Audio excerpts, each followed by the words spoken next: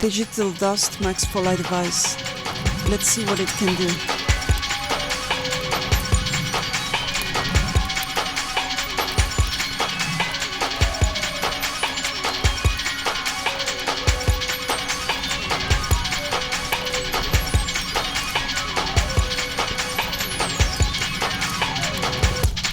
Synchronize it using variations with your clips or scenes.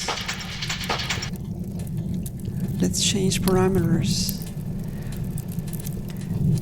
Yes, agitation. Let's change the morphology of the shape. Let's scale. Let's vary the font size.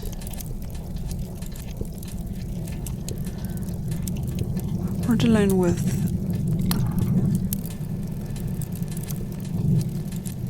Change the formula generating the shape to change its morphology.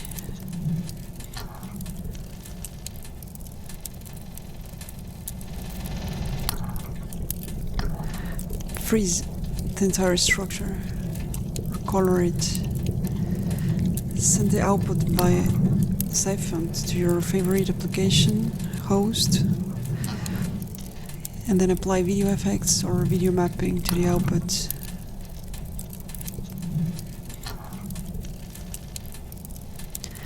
Even mix it with other media. This is an audio reactive and tempo reactive module. It contains 21 presets. There are starting points to build your own compositions. You can also activate the reactivity manually by pressing this wind button.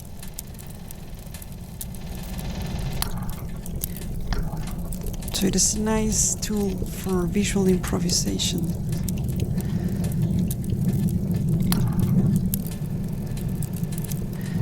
Now let's see how it works in detail. Stay here for the tutorial and create digital visual dust. Welcome to the user guide of digital dust. So in this video we are going to see how to use this device. So I will first analyze the first section of the user interface, which is here at the top left corner. So the first button you need to use to enable the module is the rendering button in here. Secondly, if you want to share your composition with your audience in a second monitor or a projector, you just need to drag and drop that to your second monitor or projector, and then press the full scale button, which is this double arrow button in here. If you want to leave this full screen mode, just press the escape button, and then you come back to this view. And when you do that, the rendering process is stopped, so you need to enable it again. Then you can activate or deactivate the border of the window. This little border in here that says dust, you can disable that, and then you have the screen without the title. So I decided to develop that in case you want to give it unconventional dimensions, and then once you're there you can disable this frame, this border, and then there it is. So later the question mark will take you to the Synesthetic Devices website. Then you have the Syphon button in case you want to send your visuals to another application via Syphon and then do something else to the visuals in the other application. Let's do this with Avenue as an example. So press the Syphon button. The screen will disappear in here. Now you're sending visuals. And in this case, in Resolume Avenue, or in other application, it can be MathMapper, whichever application receiving Syphon, you will go to your sources, and in this case, here it is. Its name is Live Dust, and then you will see the visuals there. So make sure that in your host application, you will put here the correct resolution, so you can visualize it as it is. Okay, let's come back in here. But first I will just get rid of that in order to save resources. And when I deactivate the Syphon, then I can see again my window. Then you have this drop-up menu where you can choose your resolution. This is the resolution of this window. So make sure that this resolution is the same of the second monitor or your projector where you are going to actually show the visuals to your audience. It has to be the same. Other way, it's gonna look pixelated if this is lower, or if this is bigger, your image will look incomplete. Then you have here this monitor. This is your FPS or frames per second monitor. It's at how many frames per second you are actually running this animation. So it has to be greater than 24 FPS in order to look fluent. Other way, it's going to be shaky. So this number will really depend on your GPU capabilities. If you are using, also it's a mix of the memory, the RAM of your computer. So if this is very low, it means that maybe your resolution is too big to handle for your GPU. So you can decrease your resolution if your GPU is not powerful enough. Then let's move on for the next section, which is this grid here having numbers. These numbers are actually templates or presets. There are starting points for your compositions. So I will just make you a little demonstration of all of them. So they are also, you can use all this, of course, as they are in your show, because they are ready to go.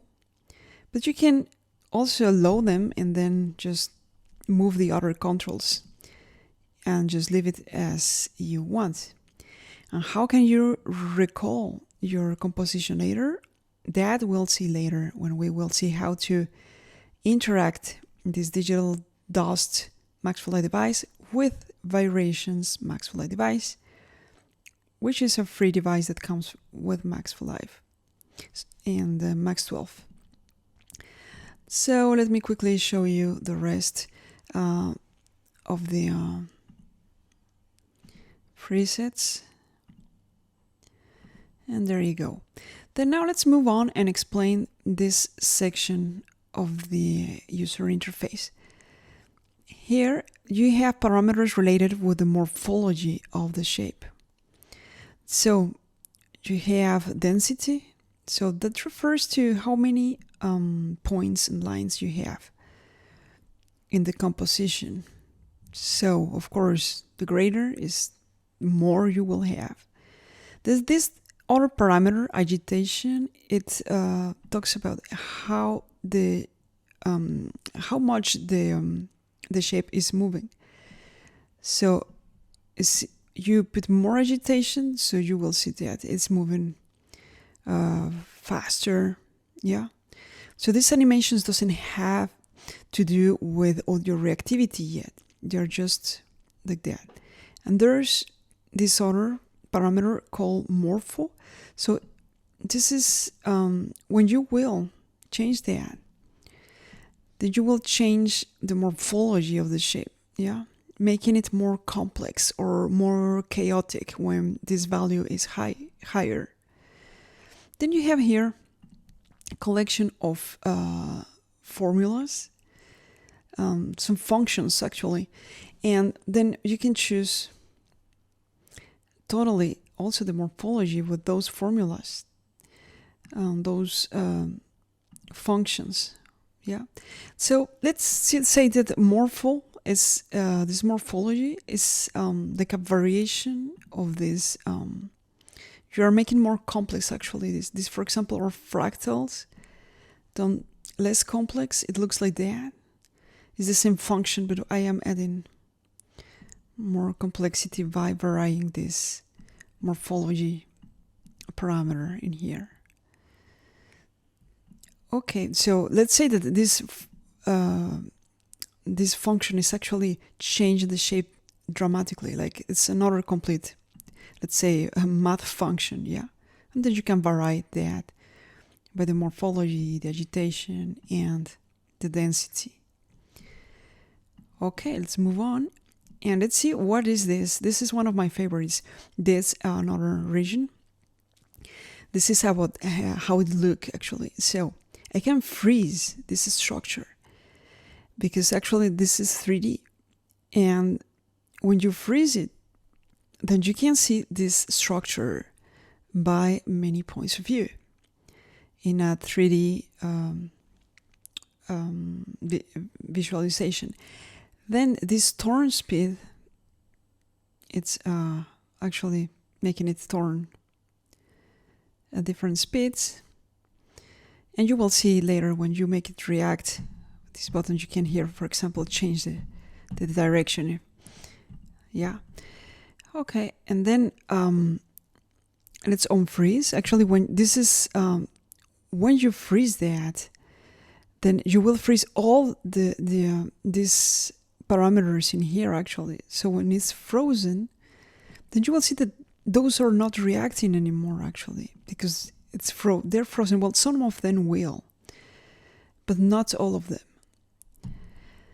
Then you have here this palette. This is a palette of colors, and when you press it, then you start visualizing colors.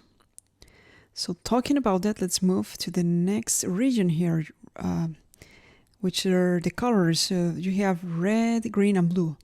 So careful, these are not actually complete red or complete green or blue. You're just adding a little bit of red, a little bit of green. And because these functions, they have, each one has characteristic color, right? So make sure that,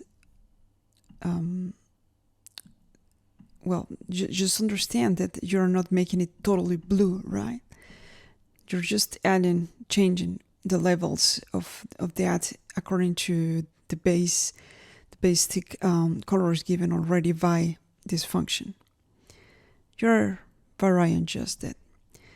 And right when you enable this palette, the composition will be black and white again. Then let's see about the scale.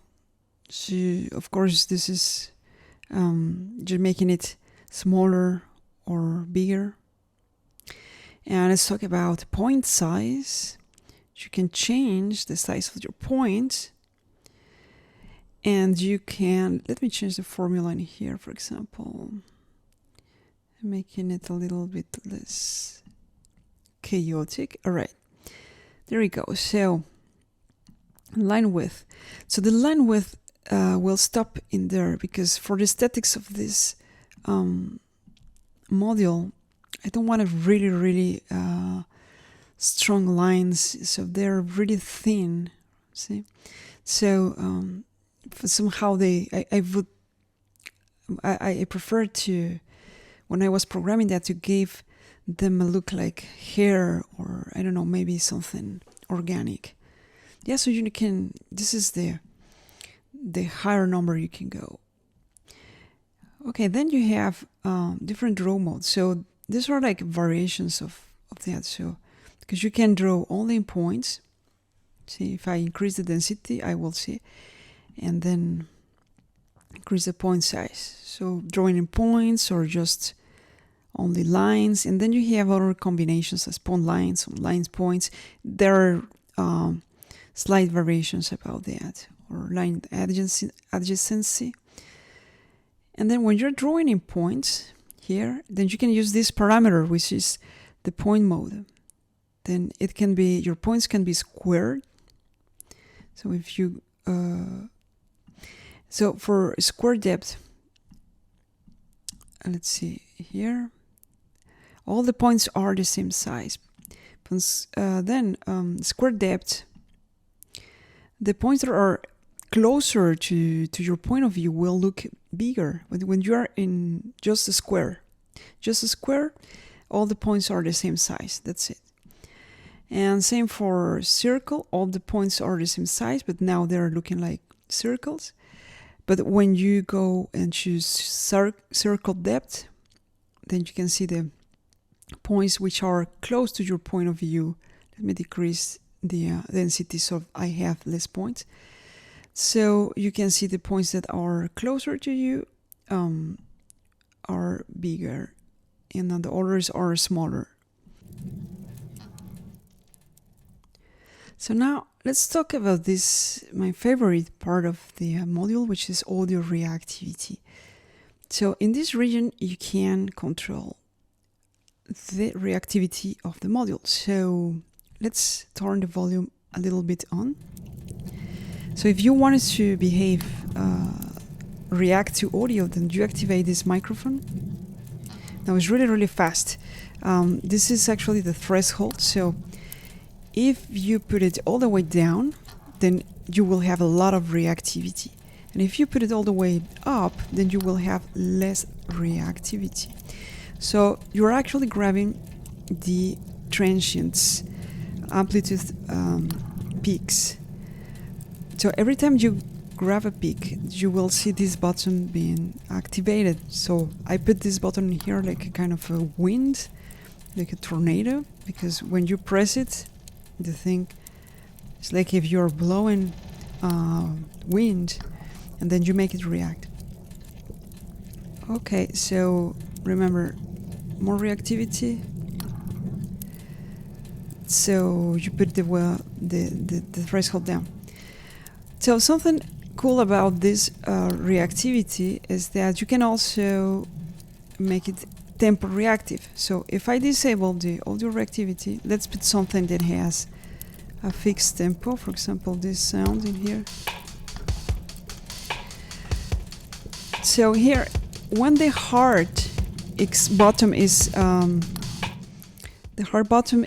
enabled, then the reactions of this button will occur on every, for example, whole note.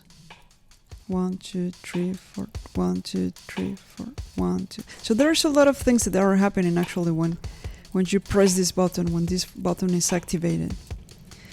And the result is that you can see the shape turning on every bit, and also being the morphology is also changing on every bit. So this is for half note, 1, 2, 3, 1, 2, 3. Every quarter note, so for every bit. You can go for 8 notes and even 16th notes. So you can, for example, set it here in half notes, and then you can turn the speed all the way up, this turn speed, and then the effect will be more dramatic. And it can also work when you freeze the structure. So you can freeze it and then give it this all the way up. And 16 notes. Yeah, and when both buttons are deactivated, the reactivity buttons, for example the audio and the tempo reactions, then you can also improvise and make that interactive, right? You can press this button. You can, of course, map these controls to MIDI. So when let me just stop this because it's distracting me a little bit. So, and when you press the MIDI button in here, the MIDI mapping, so you see that you can map what you need here in order to improvise and with your MIDI controller. Now this the presets here, they are not mappable, and there's a good reason for that, because if you want to remember the state of your parameters, it is a better idea to use this tool. This is the Variations Maxfly device, which comes with Live 12. You need to download it from the official Maxfly page, or also here from here you can also download it. And so what it is doing, I will dedicate a special tutorial to see how it works, but you can also see the tutorials of this amazing Maxfly device in the Ableton webpage. So basically here what I am doing is that I am linking my scenes to different parameters. So see, for example, when I trigger the scene 1, which sounds like this, so all the values of these parameters are changing. And now let's do it for scene 2. This I already have recorded those variations in here. This is just a demonstration about how really you can build something which is really easy to use when you are performing, because you can map your scenes to your MIDI controller and then launch different visual compositions which are already attached to your scene, linked to your scene, and then on the top you can also improvise with moving the different controls. So I hope that this tutorial was useful for you. And okay, don't hesitate if you have comments or questions to drop them on the comments. And if you already have purchased this Maxfly device and you have questions, you can write directly to the email of Synesthetic Devices, and I will give you tech support from there. Okay, thank you for watching, and have fun and keep creative, and I hope to see your creations with this tool. Let's stay creative and see you in the next one. Thank you.